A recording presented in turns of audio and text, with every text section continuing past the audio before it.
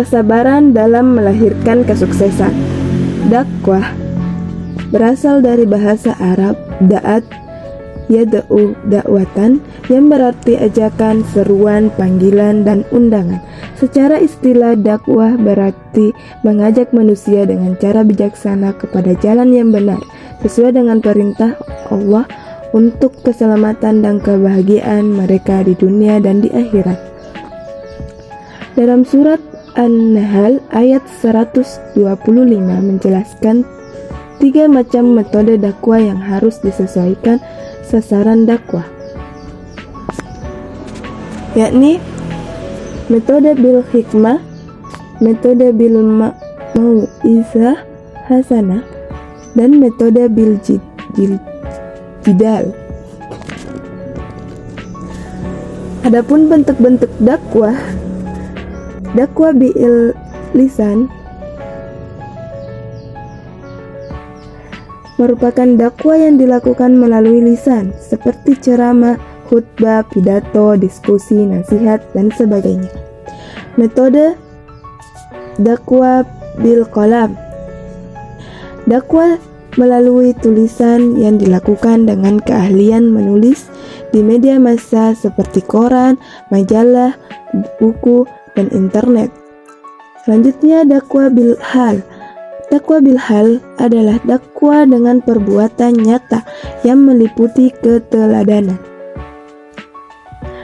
Ada 2 faktor problematika dakwah, yakni faktor internal lebih tertumpu pada pribadi seorang dai. Faktor eksternal atau faktor internal adalah kondisi di luar pribadi seorang dai, seperti kondisi lingkungan yang kurang mendukung. Surah Al-Lahab tentang problematika dakwah.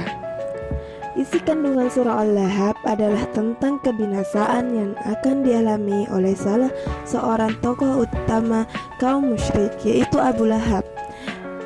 Problematika dakwah Nabi Muhammad SAW pada zaman Nabiullah Muhammad SAW,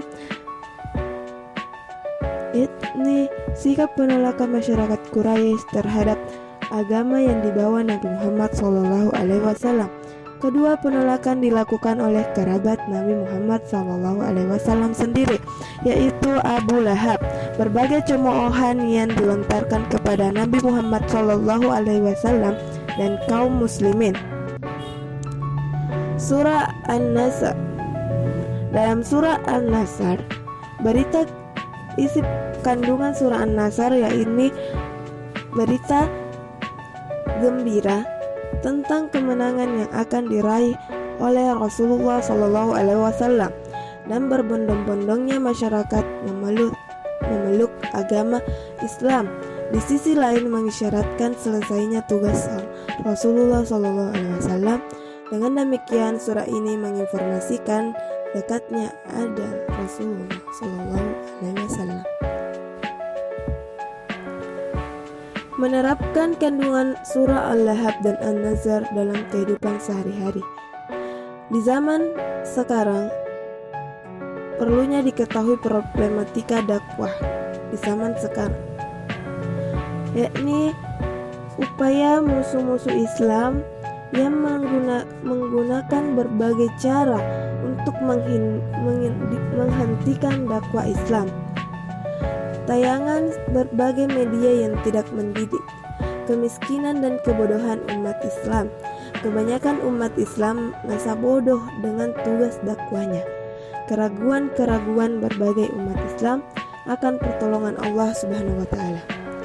Olehnya itu, kita senantiasa memohon kepada Allah Subhanahu wa taala agar senantiasa diberikan ketakwaan, keimanan yang lebih, supaya kita bisa